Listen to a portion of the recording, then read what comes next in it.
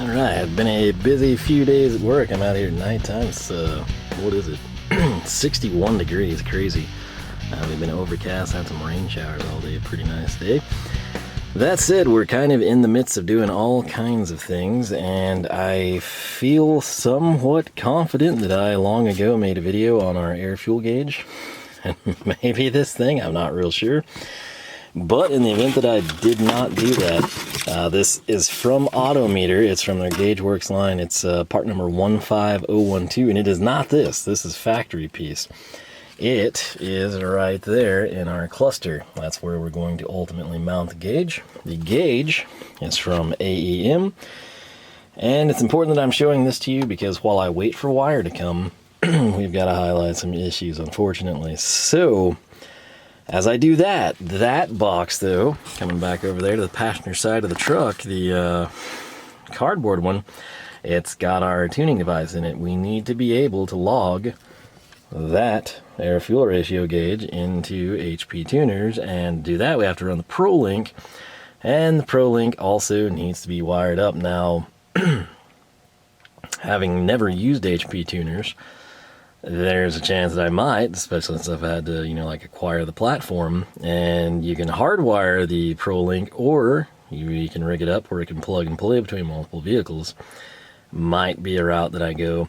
It's ultimately looking more and more like it's going to be a better idea to just have like a common bus bar for, least power and ground. The way the AEM wires up, if I remember correctly, there's like two plugs very similar to this. All right, I've taken this one that was constantly in the floor mat down there and simply routed it along over here to kind of get a feel for this. This housing right here, if I take it off, is from AutoMeter, and if we take the gauge from AEM, it's not going to fit. 2 1/16, standard issue affair stuff, but it just doesn't fit. So you got two options. You can either grind away on an expensive gauge, or you can grind away on a less expensive piece of plastic. You can probably figure which route I'm going to take us. Now, before we do that, this is kind of like mirrors my experience with AutoMeter. So I've got a whole bevy of gauges over here, and we're gonna see if the AutoMeters actually fit their own gauge pod. So I feel like I've done this before. I don't remember if it was this project long ago or something else, but I consistently make a point to do this, and it just amazes me that you market something that doesn't really fit. But anyway, I'm gonna get you out over to the bench, and we're gonna kind of see how all this goes down. Alright, so ignore the mess on the mat here. I kind of got it down here out of the frame, but this is actually a pretty nice piece. It's even got a little mouse hole in the back for the wires to run out. That's something you like to see, so you don't have to do it yourself. This is our AEM gauge. If we take it, we try to put it in, we just cannot do it, right? It's not going to happen. So we're going to take this AutoMeter ES. This is something for a project long ago I had planned. Might still do it. And it's basically sliding in, to their credit, minus, it doesn't clear with those decals that you would typically want to have. And then the next issue, let's just do this. Yep, if you pay attention here, you could start running your studs in. The AEM has much shorter studs, luckily. But right at that point in time, this is pretty much donezo. You're going to have to come in, snip your studs off. And let's see what damage we did. Decals are still there, not super legible. But ultimately, I'm going to come in and I'm just going to deburr this. That'll why over that versus sanding. Deburring is consistent and concentric. It maintains our circle. That's what we want. It might put a damper on our edge, but the truth is, if we match up the bezel of the gauge, it should cover it from our eyes. Maybe it's visible from the side, maybe it gets covered up, I don't know, but this is kind of the option and what I've got to work with right now. In the future, if we do crazier things, if we want, like, say, transmission temperature to be monitored, we could very well come in and rig up like a triple gauge pod. It would really be a dual, but since we have the infinity system in the truck, it just looks better if you just do 2 instead of 3. So all that's still on the table, but right now this is what we've got. This is what we're going to work with, and I'm going to see if we can't make it happen. I really should film some things that I don't, and the reason for that is sometimes it actually seems like I know what I'm doing. Case in point, right here, we've got some really beautiful chips here. Again, this is where this tool excels. It's a really strong magnet, which is a non-issue with plastic, but it's super annoying when you use it with metal. But made some super nice chips there for us, and if you spin it around, some of you already see what's happened. It's the AEM tucked in beautifully. So 6 passes, that's just what I decided to go with, and it worked awesome. As you can see, I have not trimmed these studs. I guess you may not know, but if they look like they're the same length, they are. I literally did not have to trim them. Super stoked about that. What is going to be a pain on this, and what I wish AEM would do in the future, is if we could have that flipped, you would have a way easier time. Let me kind of zoom you in here. If you see that white decal and then the white ports there, that's where your harnesses plug in. And I'm thinking they'll clear.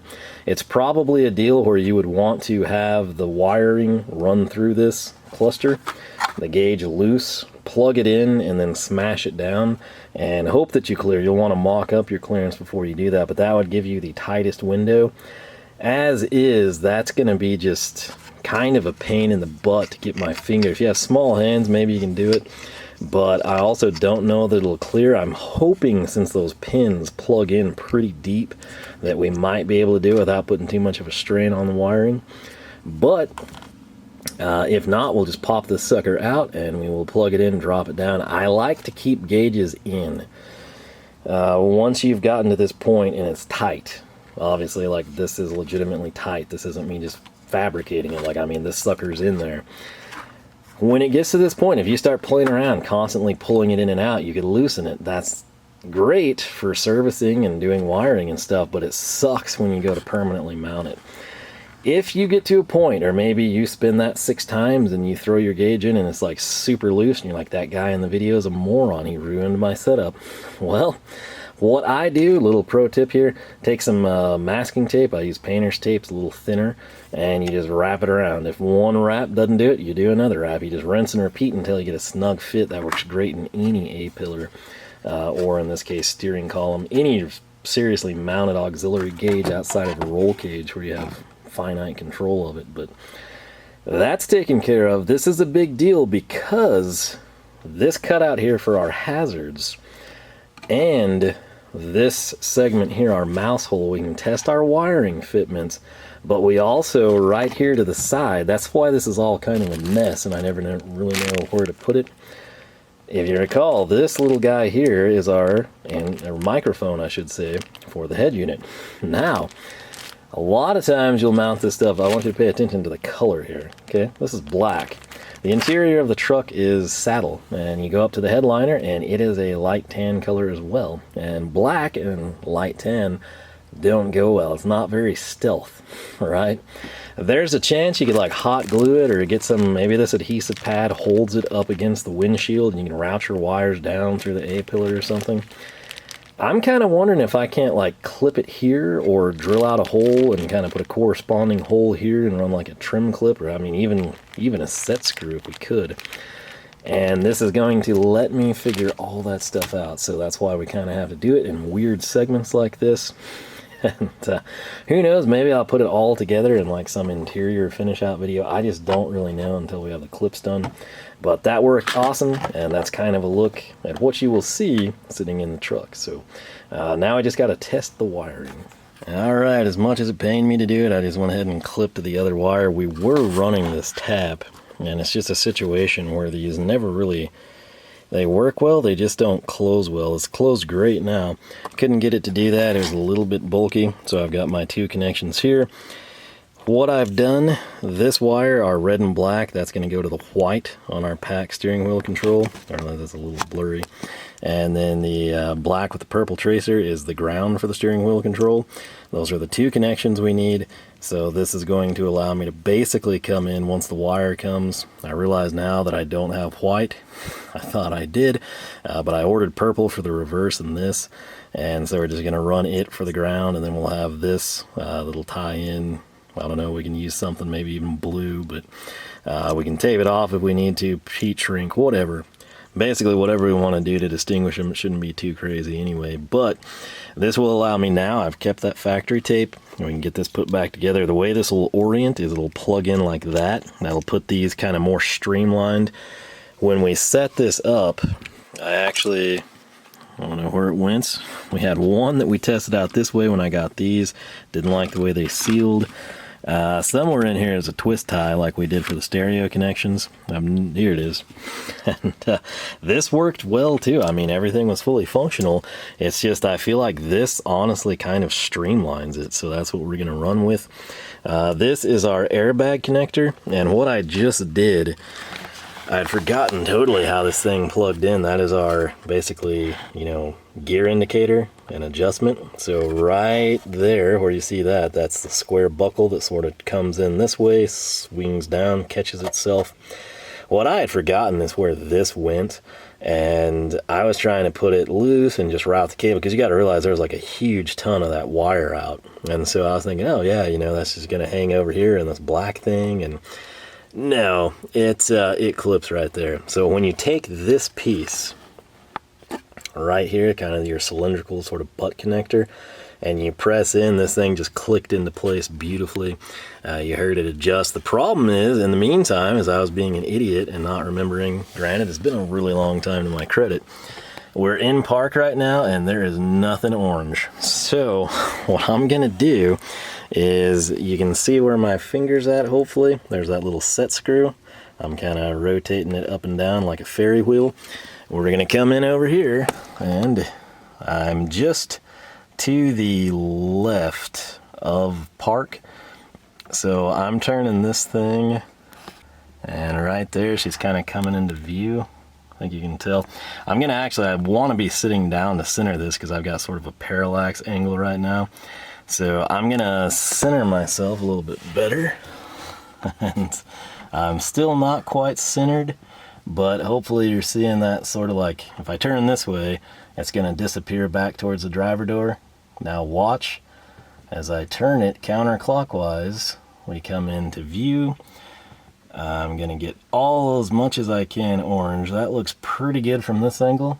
So what I'm going to do now is bring you back over here, and I'm going to carefully press the brake, and I think you can see we're in reverse, we're in neutral, we're in drive, second, and first or low. It's seeming like it's lining up really well, so that's good news. Oh, that was painful. We don't want to reconnect any airbags until we're done with the stereo stuff. This is our connection. It'll be to the O2 end of the AEM. It's a 6-pin. I'm wanting to sort of finalize where that will be routed. So we're sort of working on that. It's kind of getting late, but that is how that goes back together and adjusts. Kind of think outside of the airbag and obviously the parking brake cable, we've got pretty much everything in place. I'm trying to remember now if we needed that off before we I don't really think we'd have to take that off before we took off this panel. That might go back up because those screws stab you really bad, and I've been on my back down there in danger zone, so maybe I'll throw that on and call it a night. Sadly, again, work in the morning, but yeah, as much as I hated to do it, we made the cut.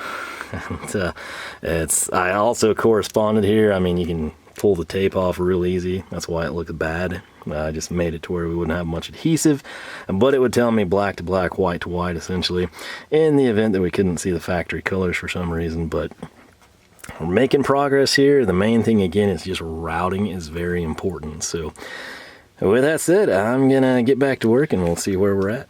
All right, so the hood release is like a rock. Again, hopefully we didn't see something stupid there. I don't remember it being an issue, but it's been a long time since I took it off. So where we're at now, I just cleaned this up. This is the factory piece. Going back to our AutoMeter, which I've brought over here. We've got the gauge in it, but it's gonna have to nest on top of the stock one. Why? Take a look at the underside here, right? You just see sort of a nice ABS formed piece of plastic, right? Come in over here and there's some intricate stuff going on, notably these two standoffs. here and right here where my thumb's resting, those have screws that come in from the bottom. You'll also see sort of a clip structure, sort of that H-shaped thing right there. You'll see that there. You'll see a tab, sort of a, I don't know how you describe that, kind of like a chimney standoff. Those plug in to the bottom piece, which I think we have in the back seat of the truck. Stuff's been here a long time. And, there it is. This is sort of like a 4-piece design type of a thing. There's the front section, the rear section as it tapers down. I recently pulled that back off, but all of that needs to plug and play back together. Obviously, I've got to wait on wire to make that happen. It's a little after 10 now, so I guess I'm going to call it a night, but we're making headway. Again, we get that wire in, we'll just start going to town here. So what I'm going to do in the meantime with anything plastic, I don't know if this is superstition or what, but I like to nest it like it's going to be installed, okay? So basically what I'm going to do is I'll probably even nest these on top of the steering column right where they go. But my idea is if there's any stretch, any play, any flex or memory in these, I want this thing sort of spread like it will need to be. And we'll take it from there. There's a chance that since we have our tilt come through this oval slot, I may just let the weight of the gauge kind of put that in place as opposed to taping, because then the adhesive would wind up on here. Same thing with the push pins. We'll just sort of see, but this is my way as I go overnight to still be working. I'm in bed, you know, working out, showering, sleeping, and at work. All that time, this is hopefully going to sort of just help it take form. Is there any truth to that? Who knows, but it's what we're going to hope for. So I'll set that up, call it a night. Should get our wire tomorrow, and we can sort of button this thing back up. I know, some of you are thinking, hey, you got to show us the gauge. Well, let me show you this first. This is the odometer piece. That's the factory piece. It's terrible lighting, but right there, this is in line. When I let up, do you see how that stands up? I'm actually going to thread back in our tilt lever, and that's just going to sort of serve as the same thing as my finger's doing. My thumb in this case is kind of limit the travel of that thing. And again, I'm going to hope that that sort of makes this sort of take form a little better. All right, unfortunately, it's still letting it pop up more than I would like, so this is an awkward thing to clamp, and I don't really have the time. So what I'm going to do is just find something soft, which is probably going to be that spool of wire, and I'm going to set it down. Keep in mind, if you do anything crazy, you do have your gauge cluster back there. We do in this case, but we just kind of want something to put weight down on this piece. And for the money shot, last thing I'll do tonight, that is what our AFR gauge is going to look like in the steering column pod. And I also think, you know, buttoning it up with the factory piece on the bottom should help out. Maybe we'll use tape, maybe we'll use push pins, I don't know. Just trying to avoid drilling the factory one so we would have anything if we revert back or take this off. But we'll go ahead, put some weight on this sucker, and try to get it to just sort of fit the form better.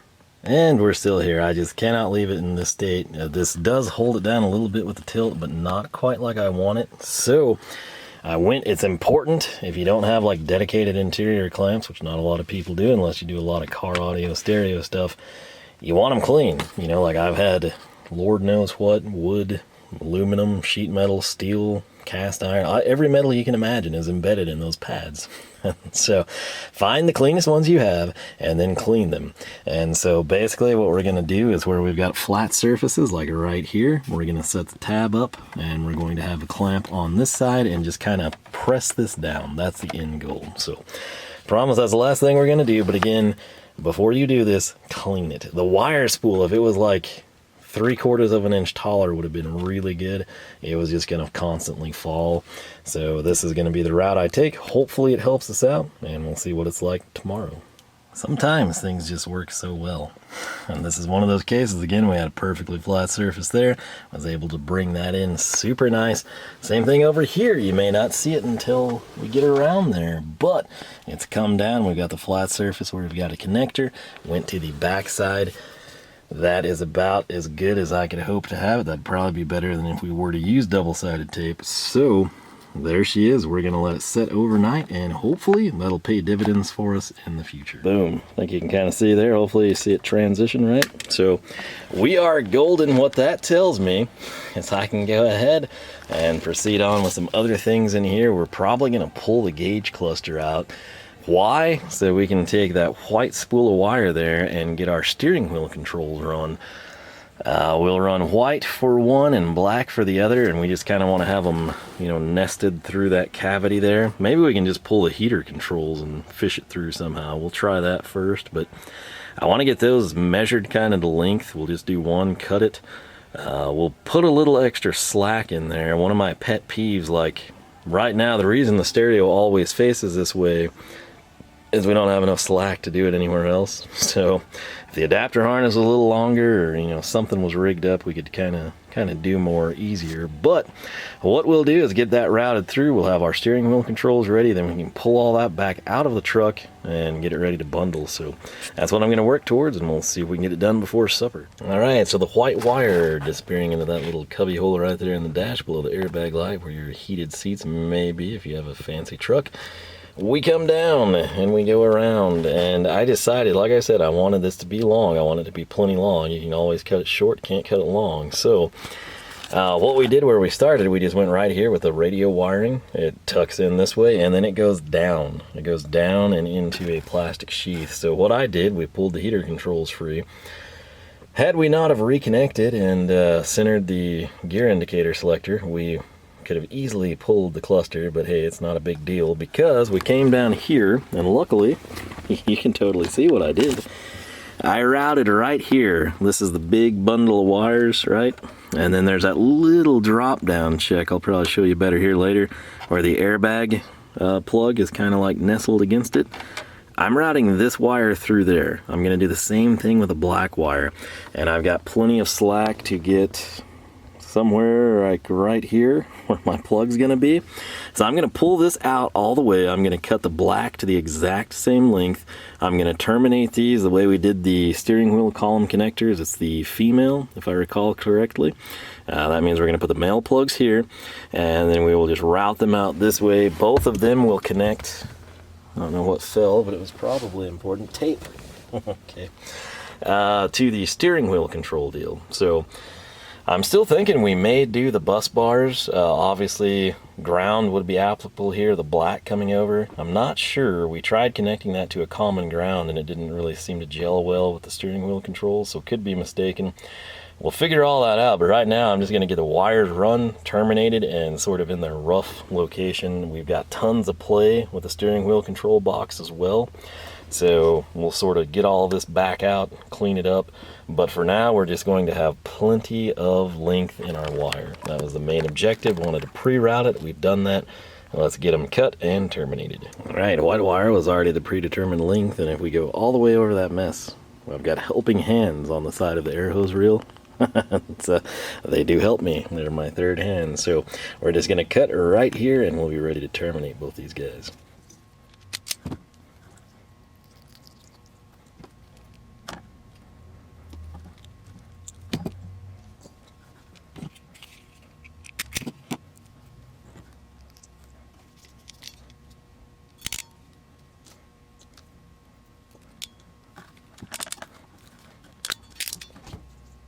All right, so what we've done, we've color coded the connectors there, again white and black. It's kind of cheesy, but it matches with what we did on the steering wheel control.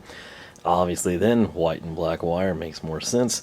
Coming around, we just basically right now have got this kind of heat shrink coupled together. I do that just for uniformity. If it was more wires, we do something fancy too. This is kind of sufficient. Could we run it like this? Yes, but I would much rather, for the sake of this getting chafed, you know, like as we either fish it through or just over time or whatever may happen, it makes sense to just go ahead and take the time to kind of tape it off. So that's what we're going to do. We're going to run tape now, even though this looks really cool, white and black. That's the only place it's crossed is down here because I'm just holding loose ends. Leaving a lot of slack here again because I'm not quite sure what we're going to do. But in terms of what we've got, I think you can kind of see there as I drop it down, the white and the black. So gonna get it taped up and we'll have a nice long harness to work with. Alright, it's a little while later and this is the end result. We have got a loomed harness. A little overkill, but again, this doesn't really have a way to thread into what the factory has, so we're going to have to be joining it to some factory harnesses, if you will, by way of cable tie, just sort of similar routing.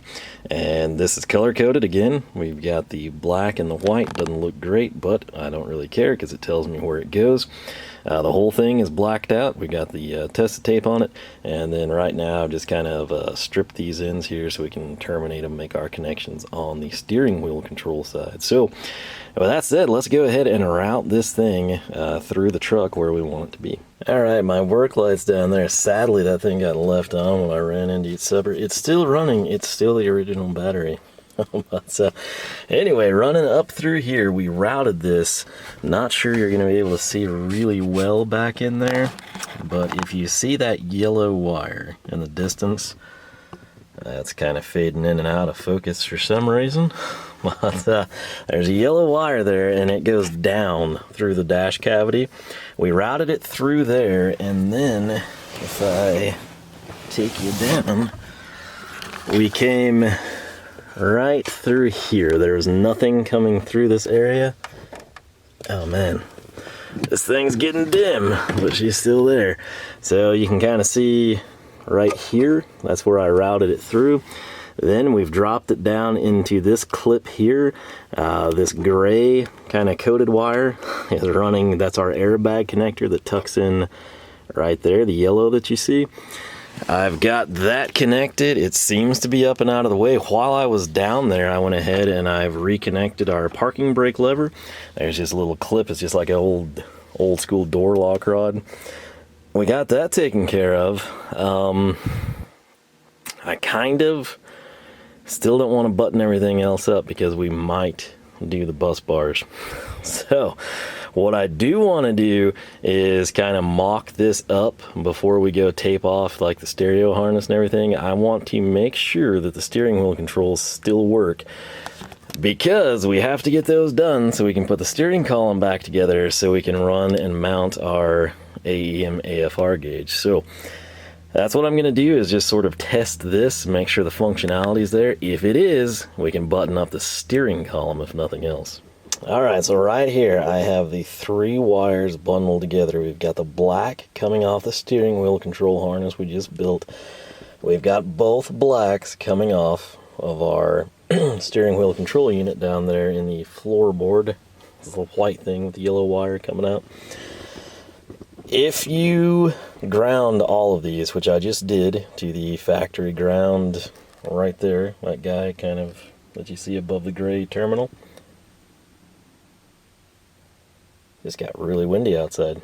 But if I ground these, the unit lights up down there. I have track up, track down, I have volume up, and I have volume down. So a couple of things you can do. You can ground one point of the steering wheel control unit to a common ground, and then connect one of the black leads to this harness that we just created. Or you can just take all of them to a common ground. Again, hence why I'm so intrigued by the concept of adding the bus bar in here. That very well may be what we do. I'm not 100% sure yet, but I have peace of mind knowing that all of that works, and we can basically get to a point where we can sort of button everything up, route everything like we want it, and get this sort of put back together. So I never know if like it's an end or a continuation or what. This stuff doesn't really, there's so many things going on and they all sort of overlap, and then the videos get long, and most people don't really care for the long ones. But at the same time, this isn't just as simple as like, oh hey, we're gonna wire this or wire that. It's kind of all happening together. And so yeah, if it's the end, it's the end. I'll catch you in the next one. If it's continuing, well, it'll continue on. So stay tuned either way. Hope you're enjoying, learning a little something, and we'll see how we can progress on this thing. Alright, so here we are Friday night. Haven't had much time the last couple of days, couldn't get out here, but I think our next order of business should be getting this in place. And the only real holdup there would be getting the wiring in place, and so I guess we're going to make that happen. We will have basically two harnesses, one that's going to go straight to the O2 sensor, and then this one that's sort of the power, if you will, right? So 4 connectors. We would have red is going to need power, 12 volt switched, black will just be ground, and then white will be 0 to 5 volt, and then we will have our little blue for a serial output. So right now the main thing, of course, is just going to be white or red and black, power and ground, and then I think one of these will tie in probably the 0 to 5 volt, if I had to guess.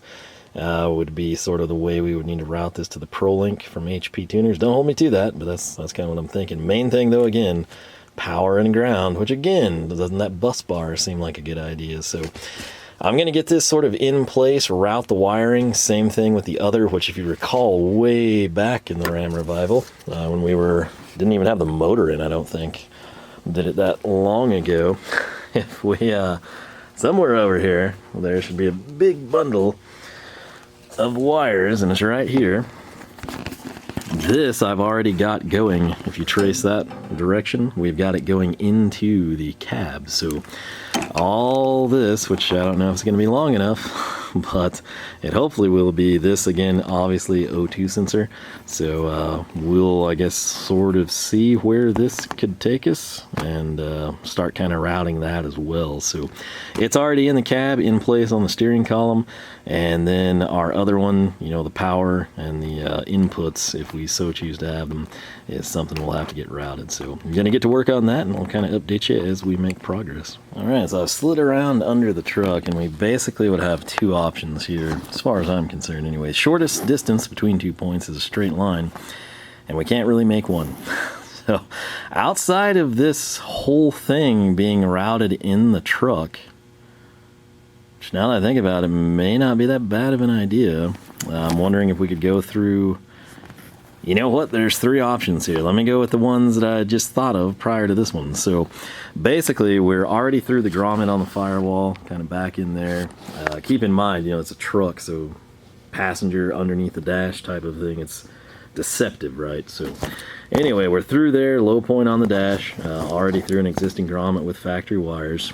If we take this, we could essentially run it along the cowl, right? We just sort of trace, you can see that convoluted tubing right there. We can run with that, get across the engine bay, avoid the heat that way, drop down on the passenger side.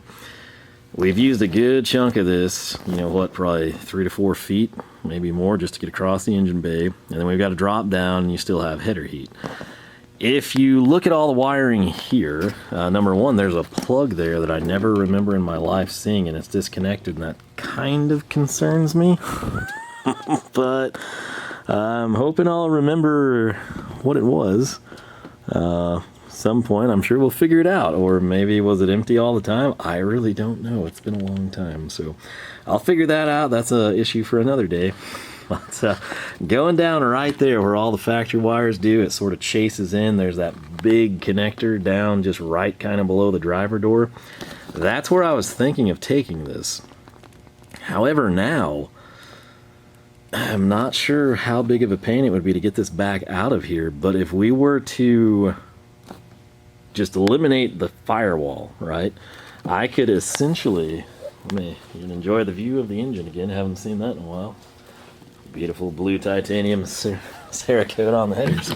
But what if we were to do this? If I route that, okay, from the steering column, you know, somewhere back behind the dash, assuming I can fish it, through our hole in the floor right there, where we're going to have the backup camera. It has to, I know that looks oversized, trust me, there's a little joining cable that we have to clear, so we will have that and our reverse feed wire. I kind of wonder if I couldn't do this, and I'm eliminating a ton of distance. We're going basically from the steering column cover this way, across the dash, down, and back. It's going to be, you know, we can't hook up to the factory one at the front, which was included. It's on the headers right now, essentially, right? So can't really see it, but the headers are there, you know, probably in line with that box. This is tempting. I pre-routed that, and I don't know if it's going to be easy to get out or not. So those are basically 3 options is what you can take away from this. I thought I was being smart when I routed that through from the firewall before we had anything in the engine bay. Now I'm kind of second guessing things. So yeah, I'll be thinking about this one, and I'll let you know what I decide. But this, if you're doing an AEM AFR or just gauge pod, whatever, O2 sensor routing, it's unconventional to do it that way, but it actually kind of makes sense. So I'm very tempted. I'll figure it out, and we'll be back. If you follow that bundle of wires, I'm kind of ahead. I pulled that through again. This is the side I had up by the steering column. Obviously, we're not going to drill this out big enough to get the O2 sensor bung through, because we would have that under the truck, and then we would run this through the cab in reverse fashion. That is really tight. Obviously, we can drill it out more. I'd want to make sure I had like good grommets and everything, but I'm kind of thinking that would actually give me the length, because the issue was I wasn't sure this was going to have the distance to get me where we needed to go. This will. And I'm thinking I may try to feed this back through the truck, back through the firewall grommet, come out and do this. So very unfortunate, but I guess good at the same time. So I'm going to try to sort this out, and we'll be back. Yeah, it's official. We're reversing course here. So on the inside, you can easily see the grommet right here. If I had a light, you could. But, you know, we routed, like I said before, the engine was in there. That's a great location, by the way. If you were doing an alarm or something, it's an unused grommet, you can pull it out. Might be used for something on some trucks, but for this one, it was not. So I'm going to pull this out all the way, and I think if I change my mind, it'll be a pain, but I think I can wedge it back through there.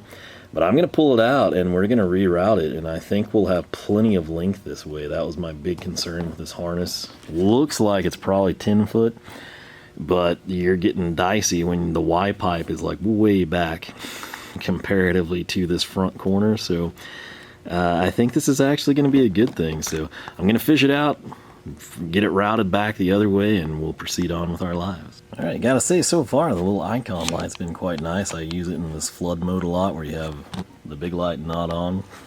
It's a Friday getting work text, go figure. If you look to the grommet, which is right, it's really easy for me to see, not easy for you to see, right there, where there's something white coming through with the black cable, push that through with Knipex assembly pliers. In the past, we shoved it in with needle nose from NWS. Figured we'd give the Knipex a chance. They're long, 11 inches, work really good for weird stuff like this. So I should be able, let's see if I can do this with you. Pay attention to what I'm tugging. Oh yeah, the sound you heard fall, don't worry, that was the pliers on the firewall side. So we got her out. The whole harness is here. I even taped it. That was going to be a tip, you know, like when you're slinging this around, if you were to choose to route it along the firewall or down the engine fender wells, you know, tape it off, keep corrosion from going in. But now the whole thing's going under the truck, and then this end is going to get shoved up through the bottom in that grommet, you know, that we drilled out, the drain plug type of a thing, which drills really easy, by the way. If I have to widen it, I can, but I think I can shimmy her through. And then I'm pretty confident this is going to get us back there. If we do have to use an extension, I have one in stock, and it should be, it's relatively short. It's not like the 3-footer, but I think I can actually get back to the O2 sensor for the AFR gauge, which is awesome news. So yeah, great grommet location there. Again, stereo people, alarm people, whatever it might be. If you're running power wires to an amp, that's perfect.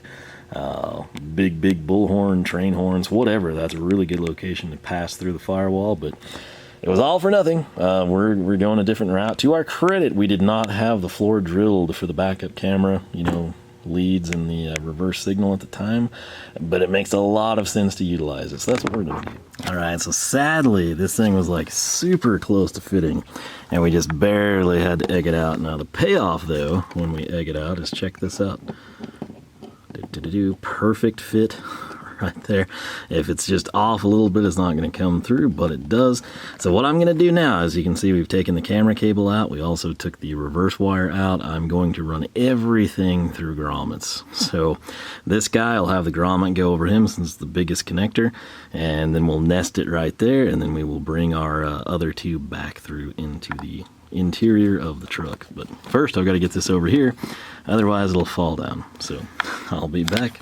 Alright, so real quick, it's getting late. I've got to be somewhere in the morning, sadly, and that kind of limits my time here, especially when you haven't eaten and it's after 8. But I've gone ahead. We have got, I don't know if you can see that, but it worked pretty well. I'm going to throw that down now. Grab this guy. And right in here, I've got a grommet in place. We'll probably like figure out where everything is going to lie and then just like tape it up really good, just extra insurance. The good news is everything is sheathed except for that 16 gauge wire. That's again just the reverse signal in purple. But I had to pull the glove box, as you can see there. And we don't need this light on anymore. So I'm just kind of in here roughing it in. We're going to have to pull everything through, see where it goes. The biggest issues is just not quite knowing where everything's going to line up. Case in point, our backup camera plugs in to this power box, which of course has to be wired with the power, and then that's how it feeds the cable. The video cable, of course, plugs into the back. There's just kind of a lot of variables up in the air right now. We still need to get the antenna in, all kinds of crazy stuff.